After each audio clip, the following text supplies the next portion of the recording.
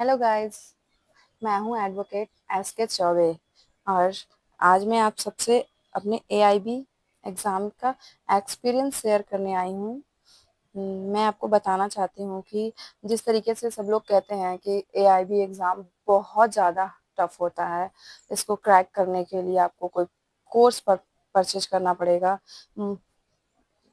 और इसमें बहुत टफ क्वेश्चंस आते हैं जिसको सॉल्व करना not easy, but trust me guys, मैंने AIB 18 दिया और मैंने फर्स्ट अटेम्प्ट में ही बहुत अच्छे नंबर्स के साथ पास किया, क्योंकि इसमें 100 क्वेश्चन आते हैं और मैंने इसमें से अराउंड 85 क्वेश्चंस मैंने बिल्कुल करेक्ट किए थे।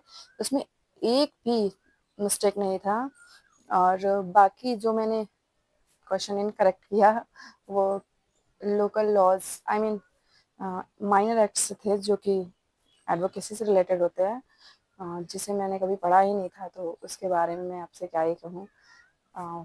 हाँ, इस एग्ज़ाम में एक चीज़ है कि अगर आप थोड़ा भी ध्यान देना बेयर एक्ट पे, थोड़ी भी आपकी कमांड है, आपको ये पता है कि कौन सा क्वेश्चन सीआरपी से है, कौन सीआरपीसी से है, कौन सा क्वेश्चन सीपीसी से है, कौन सा क्वेश्चन एविडेंस से है और आईपीसी से है, तो आप बहुत आसानी से इन क्वेश्चन को सॉल्व कर सकते हैं। बिकॉज ये एक ओपन बुक एग्ज़ाम होता है जिसमें लोग, जितने भी कैंडिडेट होते हैं वो भर भर के बुक्स लेके जाते हैं। मैंने देखा, मैं जब एग्जाम सेंटर पे पहुंची तो मैंने देखा सबके हाथ में 10-10, 15-15 बेयर एक्ट्स हैं और मेरे पास एक भी नहीं, ओनली मेरा एडमिट कार्ड एंड पेन। तो मैं थोड़ा सा डर गई एग्जाम सेंटर के बाहर में। फिर मैंने सोचा कोई नहीं, ऐसा थोड़ी है कि मैं बिल्कुल भी सॉल्व नहीं कर पाऊंगी। तो मैंने भगवान का नाम लिया और मैं अंदर एंटर कर गई। उसके बाद मैंने, जैसे ही मुझे पेपर मिला, मैं तो खुशी से एकदम पागल हो गई। बिकॉज मैं एक जुडिशरी एस्पिरेंट हूँ, तो मुझे मेजर लॉ जितने भी हैं सब बहुत अच्छे से प्रिपेयर हैं। बिकॉज डेली टू डेली उसको रिवाइज करना पड़ता है, तो वो चीज़ एकदम माइंड में फिट हो चुकी है। तो अब मेजर एक्ट से तो बिल्कुल डर नहीं लगता है। हाँ, डर लगता है थोड़े माइनर एक्ट से और लोकल लॉज से, इसी सबसे डर लगता है। तो मैंने जब पेपर देखा तो पेपर तो बहुत अच्छा था। मैंने फटाफट अपना करना शुरू कर दिया और मेरे बगल में जो बंदा बैठा था उसने मुझसे पूछा कि मैम बता दो मुझे भी। उसे तो, वो प्रैक्टिसिंग एडवोकेट था।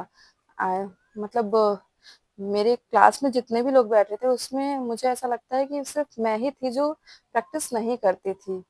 बिकॉज सभी अपने नाम के आगे एडवोकेट लगा के और सभी कहते थे कि मैं प्रैक्टिस कर रहा हूँ, मैं प्रैक्टिस कर रही हूँ।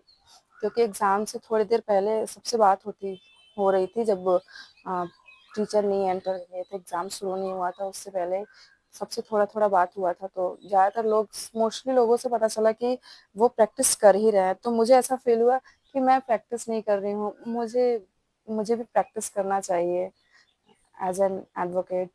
सो फिर उसके बाद जब एग्ज़ाम शुरू हुआ तो मैंने मोस्ट ऑफ लोगों को आंसर्स बताए। बिकॉज जितने भी प्रैक्टिसिंग एडवोकेट वहाँ बैठे थे उनमें से मुझे नहीं लगता कि किसी को ये तक पता होगा कि कौन सा क्वेश्चन सीपीसी का है और कौन सा क्वेश्चन एविडेंस का। बिकॉज मैं ऐसा इसलिए कह रही हूँ ना, क्योंकि जो बंदा मेरे बगल में बैठा था वो एविडेंस के क्वेश्चंस को सीआरपीसी में खोज रहा है और सीपीसी के क्वेश्चंस को आईपीसी में खोज रहा है। अब आप लोग बताइए, ऐसा हो सकता है कि आईपीसी का क्वेश्चन सीपीसी में मिले और एविडेंस का सीआरपीसी में? ऐसा तो नहीं हो सकता ना दोस्तों।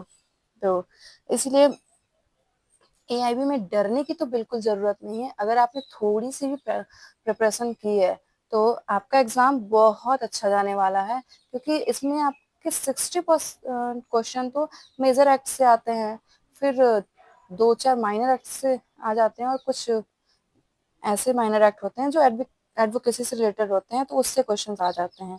तो अगर आपने 60% क्वेश्चन भी सही कर लिया तो आप एआईबी पास कर गए, क्योंकि आपको इसमें एक मिनिमम 45% जनरल कैटेगरी के लिए होता है, मार्क्स लाना होता है और बाकी